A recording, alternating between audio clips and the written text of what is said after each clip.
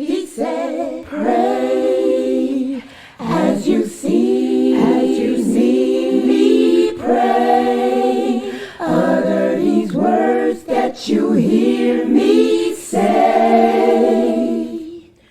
Based on the sunnah, worship Him, just follow them.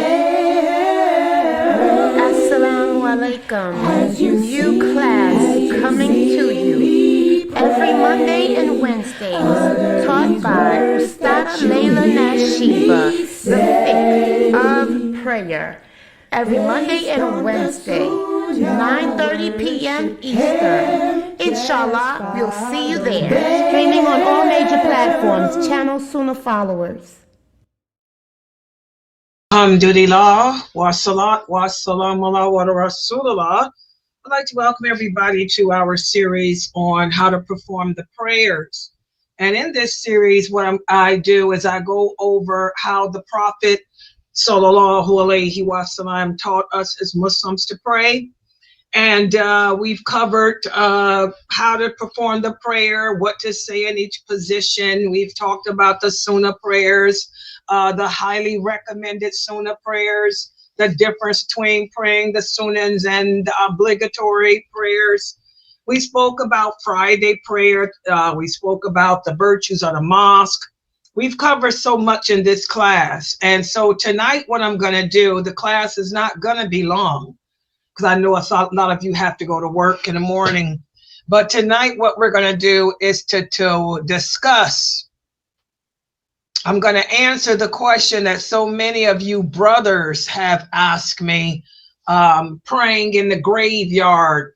What are the places in which we as Muslims are forbidden to pray in? And that's what the topic is going to center around tonight. So let's put the PowerPoint up on the screen.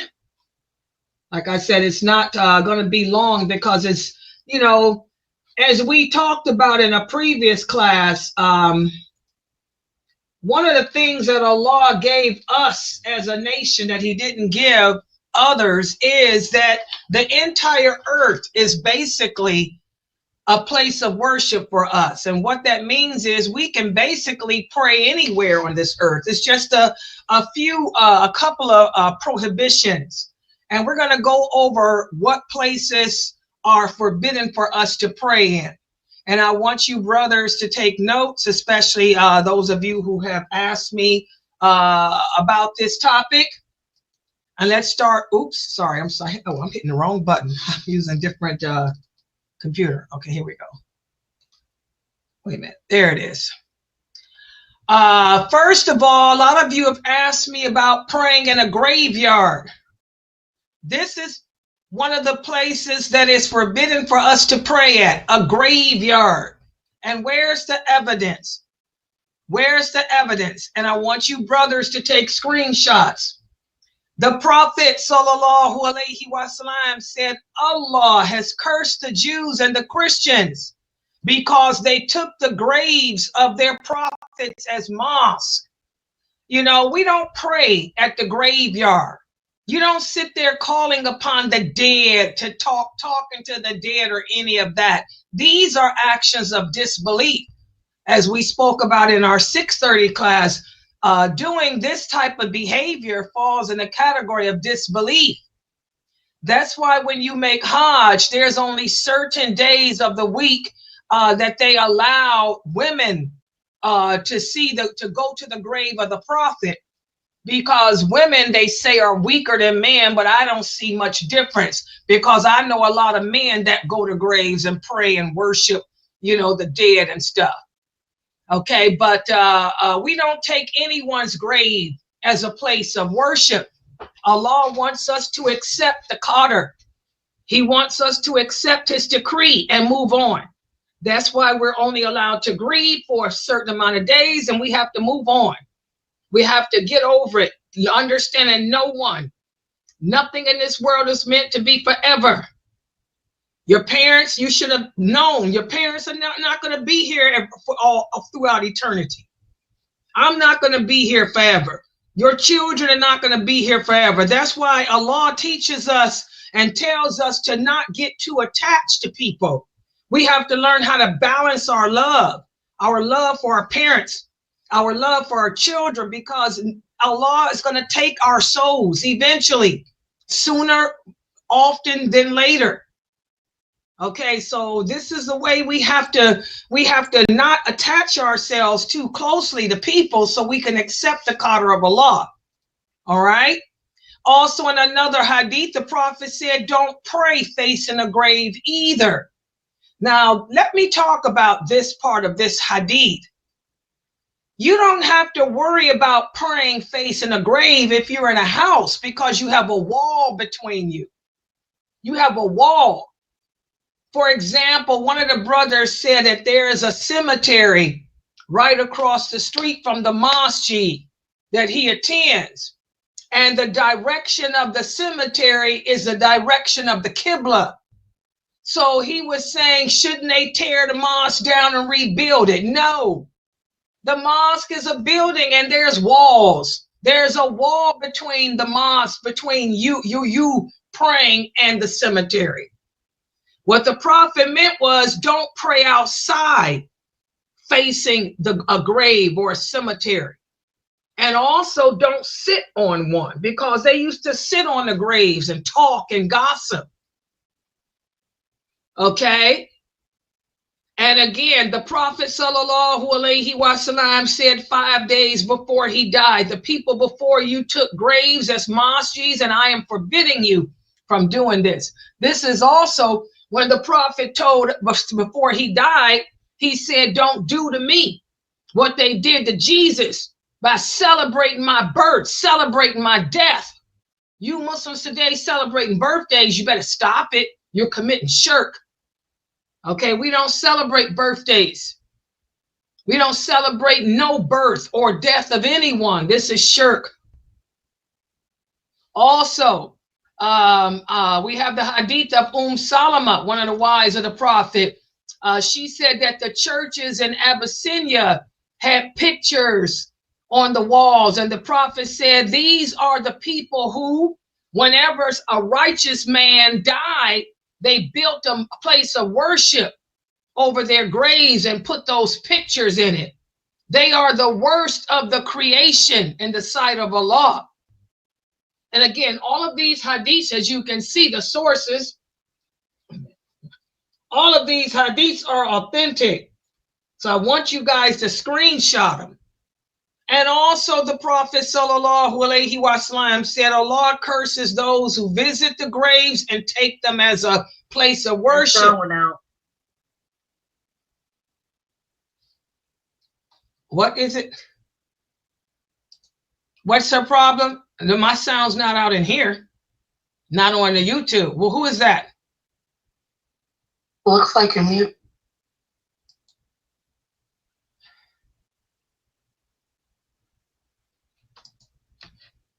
Oh, that's Zoom room. I'm sorry. Yeah, I was gonna say we got our sound in here. Okay, must have been a different thing. All right, but again, oh yeah, I was gonna say, because I can see the thing moving here. So again, guys, we don't take the mosque as, the grave as a place of worship. We don't sit on top of the graves talking, and we don't light lamps over them either. Putting lights on the graves, putting flowers on the graves. We don't do that. A lot of you new shahadas, you have to understand, we don't put lights, we don't put flowers, we don't do none of that stuff to the graves. That's what kafirs do. All of these are signs of our forms of shirk. You're a Muslim now. You have to accept the decree of Allah and keep it moving. You got to accept that people die. Who told you that your people won't die? They die. You move on. Okay, you have to get over it.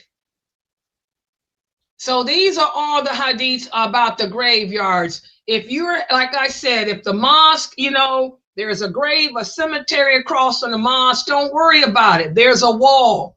You in your house praying, there's walls in your house. So there's walls between you and cemetery. So don't worry about that. Those hadiths are about praying outside facing the cemetery. Okay. All right. Let's look at the next prohibition. This is the big one. What about praying inside a church? Praying inside a temple? You guys are going to be shocked when you learn Islam. I keep telling y'all that there's more things lawful in Islam than there are things that are haram. I just had a person, some idiot from Texas, put a comment on one of my videos talking about what he thinks is haram. And so I told him, don't you know that when you tell somebody that something is haram, you have to bring your clear evidence? So if you're going to tell me that I'm going to hell because of something I'm saying or doing, bring your evidence. I told him, or shut your mouth. That's the reality. Because most things in life are lawful. And this is the problem today. We speak about this religion and we say things is haram when they're not. And this is an example. Abu Musa al-Ash'ari, who was he? He was one of the original companions. He wasn't no four imam. He wasn't Ibn Taymiyyah. He came before them. He's the best of this nation. And he said, and also Umar ibn Abdul Aziz, they all prayed inside a church.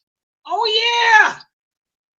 So before you tell people that, because when you say something's haram, you're saying that person's going to hell.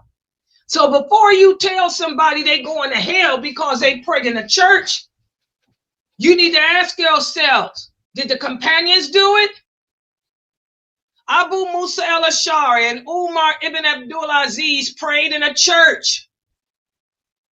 Okay? Nobody saw anything wrong with this. If you have no choice, though, that's the thing. They didn't just pray in churches. What happened was they were traveling and there was no mosque, no other place to pray. So rather than do like you brothers do, praying in the streets with the prostitutes, praying in the streets with the drugs, praying in the streets where people can walk past you and make fun of you and take pictures of your wives with their derrieres up in the air. What these companions would do if there was no mosque and to be away from the eyes of the wanderers, they would go inside a mosque and pray. That's what happened. I mean, inside a church to pray at the time of the prayer. So be careful telling people that stuff is haram when you don't know what you're talking about. And you want to question it? Look at the sources. Listen to what Imam Bukhari has in his collection. Oh yeah, these are all authentic hadiths. I only deal with authenticity. It's right there in Bukhari. Ibn Abbas. And who was Ibn Abbas? He was one of the original companions too. He's the one that the Prophet Muhammad made dua for, asking Allah to give him a deep understanding of the Quran. He became one of the first scholars of the religion after the Prophet, sallallahu alaihi wasallam. He was the governor of Medina. He was an ambassador for the Prophet. He was a consultant for Abu Bakr, Umar, and the others.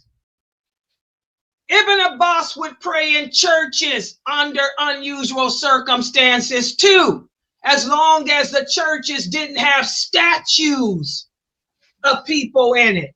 So again, you know, they didn't make it a habit. They had mosques, but if they happened to be traveling through the Roman Empire and there was no mosque and it was time to pray, they didn't get off their camels and pray in the marketplace so that the Kafirs could walk past and make fun of them. They would go to inside a church and go off in a corner somewhere where nobody could see them and pray, as long as it wasn't a Catholic church that had statues of the Virgin Mary and all that stuff in there. So you brothers who think you know it all, learn your religion the correct way. before you try to go around fighting with women who are old enough to be your grandmother, who studied this religion from real scholars, not some online paper university. Okay? Learn the hadiths. Until you learn the hadiths, you'll never know this religion, people. Also, here's more proof. Y'all know who Umar was. The Muslims wrote a letter to Umar telling him that they found no place cleaner or better, because they didn't pray in the street. You brothers like to pray in Times Square with the prostitutes, the music, the cigarettes, the drugs, sex, rock and roll, cars blowing, because y'all don't take your kushua seriously. The companions didn't do that. They wouldn't play and pray where there's filth and music and prostitutes and drugs and kafirs walking all over the place naked. So they wrote a letter to Umar when he was the caliph. And they said, "Oh, Umar, we don't have no place cleaner or better to pray here other than a church." So Umar said, "It's okay. Sprinkle the water and leaves and go ahead and pray in there." Subhanallah, Allah made the entire earth a place of worship for us. So if you're traveling, and there's nowhere clean to pray, rather than praying in the street in Times Square, go inside a church that has no statues and stuff and sprinkle water in it and go ahead and make your prayer. That's what the companions did. And I want y'all to remember that hadith about praying in the marketplace. Praying in the streets and praying in the marketplace does not bring more reward than praying at the mosque, guys. So this Ramadan, when those brothers try to make the Guinness Book of Records again by doing the Taraweeh prayer at Times Square outside in the street, y'all remember these hadiths. These brothers ain't getting no points with Allah. And they're not behaving nothing like the companions. Rather than pray in the street, the companions would find a church if they was no mosque around. Okay? And those are your evidences. And y'all see Sahih Bukhari. Can't get no better than that than the Quran. All right? What about this? Dung hills, slaughterhouses in the middle of the street and stuff like that. Let's see what hadiths we got on this stuff. Ibn Umar, may Allah be pleased with him, he tells us that the Prophet sallallahu alaihi wasallam forbade praying in 7 places. And I want y'all to remember this Ramadan, when these brothers will be praying outside in the streets doing Taraweeh. The Prophet forbade praying in dung hills, slaughterhouses, graveyards, the middle of the street, bathhouses, watering places where the camels drink and rest. And also it's forbidden to pray on the roof of the Kaaba. Okay? Also, more hadiths. The reason why it's forbidden to pray on the dunghill and in slaughterhouses is because of the impurities. That's common sense. Defecation, urine, blood, all of that. And it's forbidden to pray at such places without any barrier.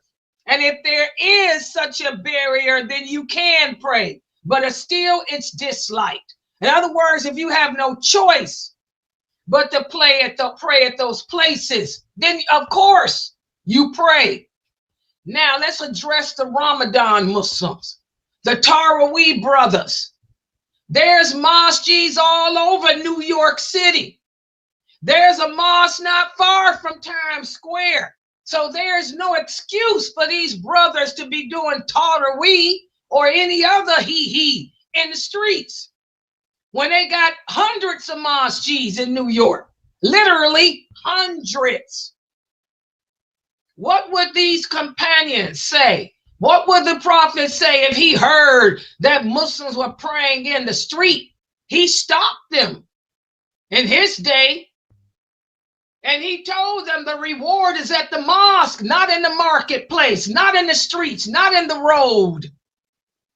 Okay? We have to learn our deen. And again, we should know camels. The Prophet ﷺ said, behind every camel is a jinn. The jinn eat the dung and the waste of the camel. So that's why we don't pray in camel pastures. Okay? So, and the reason why it's not, the reason why it's forbidden to pray in the middle of the road is because of the commotions that can take your heart away from the prayer. The women walking around that's not covered, the smoke, the marijuana smell, the music, the flashing TVs, the lights, the cameras. When you make salat, you're supposed to connect your heart to Allah. How can you connect your heart to Allah when you got all that drama going on and cars blowing and all of that, police sirens, motorcycles? Those brothers that pray Tarawih in the streets are nothing but show-offs. And you guys have to stay away from that. Don't take part in that type of ignorance when you got all these clear hadiths telling you that this stuff is wrong. Okay? And again, at the Kaaba. First of all, let me let y'all know, anybody that thinks they're going to pray inside the Kaaba, you can forget it. Unless you part of the royal family, that ain't happening. But offering prayer in the Kaaba is valid, whether it's an obligatory prayer or not. Ibn Umar said that the Prophet ﷺ entered the Kaaba and they closed the door behind them. And when they opened the door, he asked, did the Prophet pray inside? And he said, yes. He prayed between the two Yemeni pillars. But like I said, nowadays, if you think that you're going to be able to go inside the Kaaba to make salat, that ain't happening. No, the police are there and they'll arrest you, you know, unless you from the royal family, that ain't happening.